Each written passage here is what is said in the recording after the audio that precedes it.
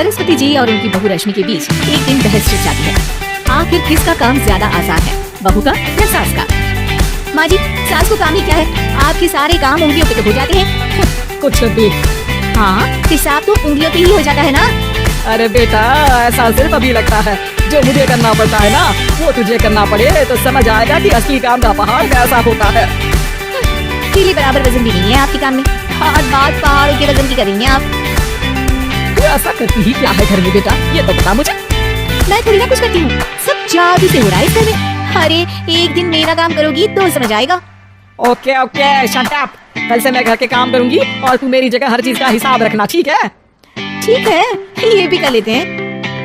ये सास बहू की डील के बारे में रश्मि के पति अमन को नहीं पता था और न ही अमन के पिताजी सुरेश जी को।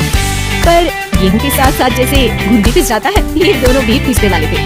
सुबह अमन उठकर रेडी होता है ऑफिस जाने के लिए, तो पता है उसके कपड़े नहीं निकले हुए हैं। अरे रश्मि, तुमने मेरे कपड़े नहीं निकाले?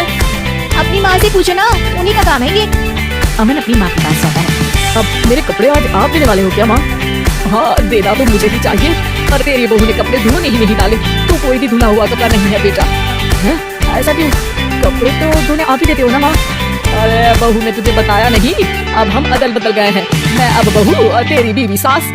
अमन परेशान हो गया, वो बिना इस्त्री के कपड़े पहनकर ऑफिस चला गया। सरस्वती जी अपने घुटने के दर्द के कारण झुककर घर साफ नहीं कर पा रही थी और ना ही खाना बनाना याद रख पाई। उधर रश्मि पहले ही दिन घर की चाबी घुमा चुकी थी और 300 रुपए का हिसाब अलग नहीं मिल रहा था। पर दोनों का ही घमंड कैलाश पर्वत से भी बड़ा था और दोनों ही खेमे एक दूसरे की बात मानने को बिल्कुल तैयार नहीं थे। शाम को जब सुरेश जी और अमन खाना खाने बैठते हैं तो सरस्वती जी उनके सामने गाजर और पपीते लाकर रखती है। अरे माँ, ये क्या है? ख्याली पुलाव के साथ सलाद। माँ जी खाना बनाना भूल गई लगता है। अरे एक एक चमन्नी का हिसाब है मेरे पास, खाना बनाना कैसे भूल जाऊंगी? ये तो मैंने पढ़ा था कि फल फ्रूट खाने से सेहत अच्छी रहती है, इसीलिए ये ले एक फल खा ले। रात को सुरेश जी और अमन अपनी मीटिंग बिठाते हैं अकेले में। बाबूजी, इनकी लड़ाई के कारण ना हमें ठीक से खाना मिल रहा है, उल्टा करके सारे काम रुक गए हैं। हाँ बेटा, 2 भैंसों की लड़ाई में बेचारे खेत के पौधों का भी नुकसान हो रहा है। पर पापा क्या बताऊँ आपको, मैंने माँ को इस महीने की दूसरी तारीख को बिजली के बिल के पैसे दिए थे। आज बिल भरने के लिए मांगने गया तो पता चला कि रश्मि उन पैसों से गैस सिलेंडर ले आई। अच्छा, तो सिलेंडर के पैसों का क्या हुआ? सिलेंडर के तो कोई पैसे नहीं थे बाबूजी, हमारे घर पर गैस की पाइपलाइन लगी है ना। बेटा इन दोनों का कुछ करना पड़ेगा, नहीं तो अपने घमंड के चक्कर में पूरा घर बर्बाद कर डालेंगे ये दोनों। अमन और सुरेश जी काफी सोच विचार के बाद एक निष्कर्ष पर पहुंचते हैं। रात को दोनों अपनी पत्नियों की अलमारी से नई साड़ी निकालते हैं और सुबह जब रश्मि और सरस्वती जी उठते हैं तो देखते हैं कि दोनों पति साड़ी पहनकर चढ़ाव पर सब्जियां काट रहे हैं। अरे ये सब क्या हो रहा है? क्या हो रहा है मतलब? आप दोनों अदल बदल हो सकते हो तो हम क्यों नहीं? अरे क्या मतलब? नहीं नहीं, मेरी भी बचपन से किसी की बहू बनने की इच्छा थी, तो आज से सरस्वती तुम बड़ी बहू, मैं मिडिल बहू और अमन छोटी बहू। अरे लेकिन सब घर पर बैठ जाएंगे तो कमाएगा कौन? ये घर कैसे चलेगा? अब वो तो भैया या बाकी लोग जाने, अब हमने भी अदल बदल कर ही लिया है तो कुछ नहीं हो सकता।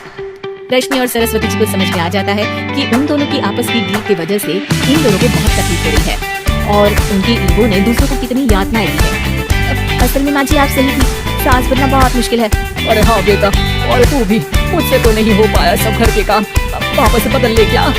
हाँ हाँ बिल्कुल माँ जी, और अब आप दोनों भी बदल लीजिए, कोई आ गया तो आप दोनों को देखकर क्या सोचेगा? अच्छा है, आप दोनों की समझने की बात तो आई, मैं फटाक से कपड़े बदल लेता हूँ। और रुक जा बेटा, एक फोटो ले लेती थी तेरी, मेरी बेटी होती तो तेरे जैसी ही दिखती साड़ी में, और मेरा फोटो नहीं लोगी?